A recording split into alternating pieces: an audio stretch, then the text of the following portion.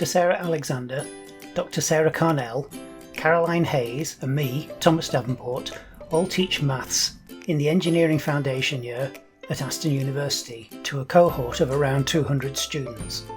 What we'd like to do in this video is to show you the timeline of how we got to where we are at the moment, show you how Babbage works, and then describe our plans for the future. In 2013, I started what became Babbage as a Windows app when I was working as a contract programmer. In 2014, I joined Aston University and wrote Baseline to try to get a measure of the maths capabilities of new students. Baseline is a web app written in PHP. The following year, I extended Baseline to set and mark weekly tutorials. In 2015, we trialled a team-based learning approach where students worked as teams to solve tutorial questions. What normally happened is one student answered all the questions during the lecture and no one stayed for the tutorial. We don't use team-based learning now. In 2016, we trialled Agile Maths, taking the vocabulary from the Agile software development methodology.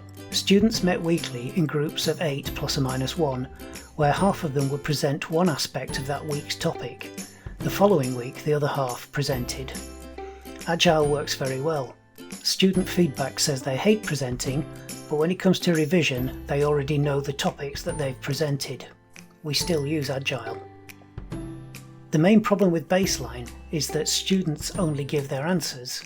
What we would like to see is they're working, so we decided to try to see whether we could create an application that would do just that. We called it Babbage because it is, in effect, an analytical engine. What I'd like to show you now is Babbage's user interface. On the screen you can see the examples page for the equations chapter. We are running this in a mobile phone simulator because many students answer the questions on their phones. The questions you can see on the screen only require students to enter their answers and then click the Am I Right button. If the answer is correct, they'll get a tick, otherwise they'll get a cross and a Try Again button. In question 18, the Answer Question button opens the modal dialog. Students start by stating the question and then explain in words what they're going to do next.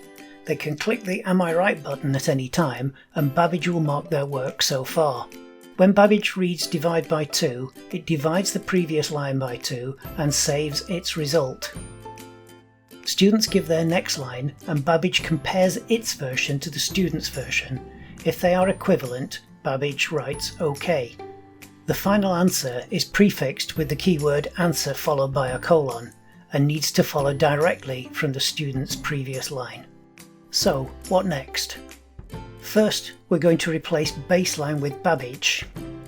Over the next year, Babbage will mark between 30,000 and 40,000 questions, which we hope will give us a good idea of its more general applicability.